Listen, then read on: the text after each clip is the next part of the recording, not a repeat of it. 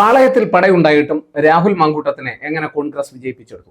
തെരഞ്ഞെടുപ്പിന്റെ അവസാനഘട്ട ചിത്രം വരുമ്പോൾ രാഹുൽ മാങ്കൂട്ടത്തിൽ വിജയത്തിലെത്തിയിരിക്കുകയാണ്. നമുക്കറിയാം, ഒരുപാട് ആരോപണങ്ങളും പ്രത്യാരോപണങ്ങളും ഒക്കെ നിറഞ്ഞ ഒരു തിരഞ്ഞെടുപ്പായിരുന്നു പാലക്കാടിൻ്റെത്. സരിൻ രണ്ടാം സ്ഥാനത്തെങ്കിലും എത്തുമോ? സന്ദീപ് വാര്യർ BJP വിട്ടുപോയത് എത്രത്തോളം BJP ഈ തെരഞ്ഞെടുപ്പിൽ ബാധിക്കും? ലോകസഭയിലും ഒക്കെ മെച്ചപ്പെട്ട പ്രകടനം, കഴിഞ്ഞ തെരഞ്ഞെടുപ്പിലൂടെ മെട്രോമാനിലൂടെ നിയമസഭയിൽ ശക്തമായ പ്രകടനം നടത്തിയ BJPയെ സംബന്ധിച്ചിടത്തോളം, പാലക്കാട് നഗരസഭ കക്ഷത്തിലൊതുക്കിയ BJPയെ സംബന്ധിച്ചിടത്തോളം ഇത്തവണ അവർക്ക് നിയമസഭയിൽ എത്താനാകുമോ? ഇങ്ങനെ ഒട്ടേറെ ചോദ്യങ്ങൾ പാലക്കാടിനെ സംബന്ധിച്ചിടത്തോളം ഉയർന്നു വന്നിരുന്നു.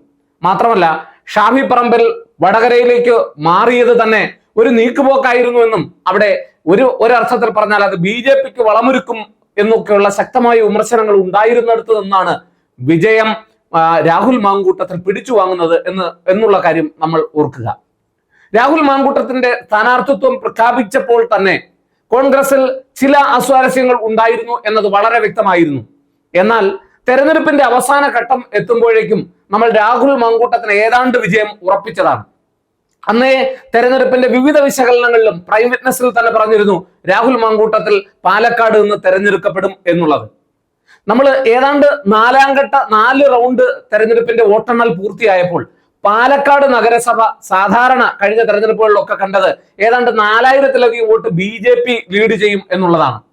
എന്നാൽ അവിടെ ഏതാണ്ട് 1000-ലധികം വോട്ടുകൾ BJPക്ക് ഇത്തവണ നഷ്ടമായി, അഥവാ അവിടെ ലീഡ് രാഹുൽ മാങ്കൂട്ടത്തിന് 1000-ലധികം വോട്ടുകൾ കൊണ്ടുവരാൻ കഴിഞ്ഞു എന്ന് പറയുമ്പോൾ അത് തന്നെ ഒരു സൂചനയായിരുന്നു എന്നുള്ളതാണ്.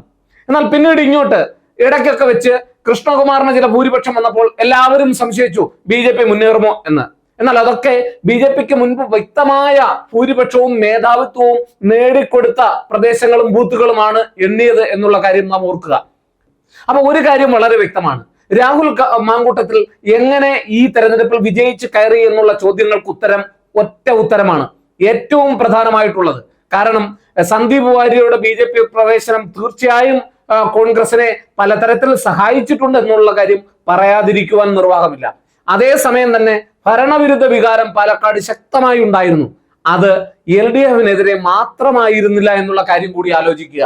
നമ്മൾ പ്രത്യേകിച്ച് പല ചർച്ചകളിലും വിട്ടുപോകുന്ന ഒരു കാര്യമുണ്ട്.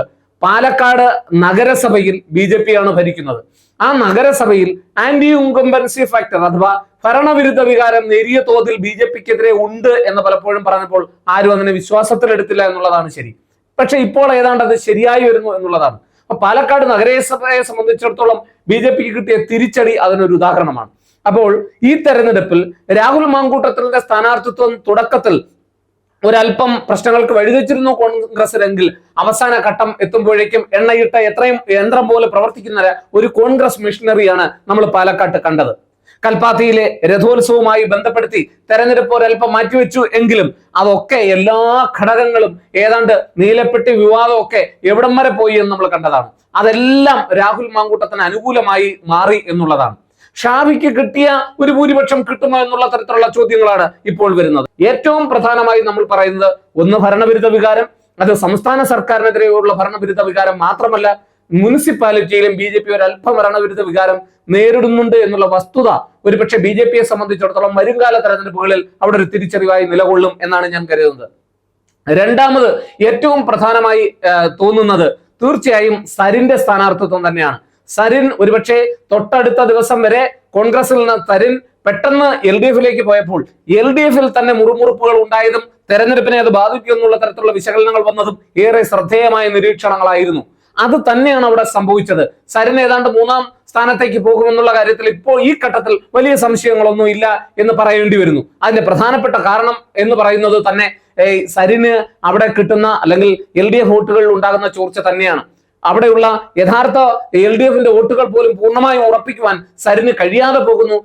LDFിലുണ്ടായ പടലപ്പിണക്കങ്ങളും പ്രശ്നങ്ങളും സരിന്റെ സ്ഥാനാർത്ഥിത്വവും തന്നെയാണ് ഇടതുപക്ഷത്തിന് അവിടെ ഒരു വലിയ തിരിച്ചടി ഉണ്ടാക്കി കൊടുത്തത്. കൃഷ്ണകുമാറിനെ സംബന്ധിച്ചിടത്തോളം ഒരുപക്ഷെ BJPക്ക് ഉള്ള നല്ലൊരു സ്ഥാനാർത്ഥിയായിരുന്നുവെങ്കിലും ഒരുപക്ഷെ ശോഭാ സുരേന്ദ്രനോ ഒക്കെ ആയിരുന്നു അവിടെ മത്സരിച്ചിരുന്നെങ്കിൽ വളരെ നല്ല ഒരു കുറച്ചുകൂടി മെച്ചപ്പെട്ട പ്രകടനം കാഴ്ചവെക്കാൻ കഴിഞ്ഞിരുന്നേനെ എന്നുള്ള സന്ദീപ് വാര്യരുടെ അഭിപ്രായങ്ങൾക്ക് പ്രസക്തിയേറുന്ന തരത്തിൽ തന്നെയാണ് ആ തെരഞ്ഞെടുപ്പിന്റെ ചിത്രം അവസാനിക്കുന്നത്. അതുകൊണ്ട് തന്നെ ഒരു കാര്യം വളരെ വ്യക്തമാണ്, സ്ഥാനാർത്ഥി ഈ തെരഞ്ഞെടുപ്പുകളിലെല്ലാം തന്നെ വളരെ നിർണായകമായിട്ടുള്ള ഒരു ഘടകമായിരുന്നു എന്ന് മനസ്സിലാക്കാം.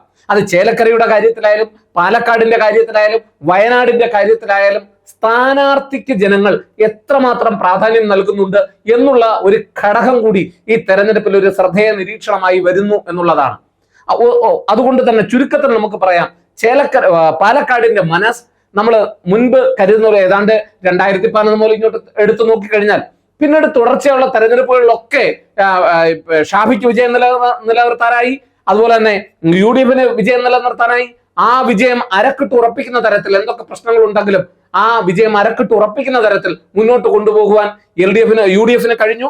UDF-നെതിരെയുള്ള ധാരാളം പ്രചരണങ്ങൾ പ്രത്യേകിച്ച് ഷാഫി പറങ്കിൽ വടകരയിലേക്ക് പോയത് തന്നെ അവിടെ ഒരു BJP-യെ സഹായിക്കാനാണ് എന്നുള്ള തരത്തിലുള്ള ആരോപണങ്ങളൊക്കെ വന്നിരുന്നു. ആ ആരോപണങ്ങളെയൊക്കെ മറികടന്നുകൊണ്ട് വളരെ വ്യക്തമായ ഭൂരിപക്ഷത്തിൽ രാഹുൽ മങ്കൂട്ടത്തിന് വിജയിക്കാനായത് കോൺഗ്രസിനെ സംബന്ധിച്ചിടത്തോളം ശക്തമായ പ്രതിപക്ഷമായി നിലനിൽക്കുന്നതിന്റെയും അതുപോലെ തന്നെ നടക്കാൻ പോകുന്ന തദ്ദേശ നിയമസഭാ തെരഞ്ഞെടുപ്പുകളുടെ ഒരു സൂചനയായും കേളികൊട്ടായും ഉയർത്തി കാണിക്കാൻ കഴിയുന്ന ഒരു ഘടകം തന്നെയാണ്. ഭരണവിരുദ്ധ വികാരം തീർച്ചയായിട്ടും പ്രതിഫലിക്കുന്ന ഒരു തെരഞ്ഞെടുപ്പ് തന്നെയാണ് പാലക്കാടിൻ്റെത്. അവിടെ വ്യക്തമായ ഭൂരിപക്ഷം രാഹുൽ മാങ്കൂട്ടത്തിന് നേടാനായത് BJP ചില തിരിച്ചറിവുകളിലേക്ക് പോകണമെന്നതിന്റെ സൂചനയാണ്. ഒരുപക്ഷെ അധികാരത്തിലെത്തുമ്പോൾ കൂടുതൽ കരുതലോടെ ആ മണ്ഡലം സംരക്ഷിച്ചില്ല എങ്കിൽ ഒരുപക്ഷെ കൂടുതൽ അപകടത്തിലേക്ക് BJP പോകും. പാലക്കാട് മുനിസിപ്പാലിറ്റി അതിന്റെ ഏറ്റവും നല്ല ഉദാഹരണമാണ്. അതുകൊണ്ട് തന്നെ ഈ തെരഞ്ഞെടുപ്പ് കേരളത്തിൽ നിന്ന് നൽകുന്ന ഒരു ടെസ്റ്റ് ഡോസ് ആണ് BJP-ക്ക് എന്നുകൂടി പറയേണ്ടി വരും.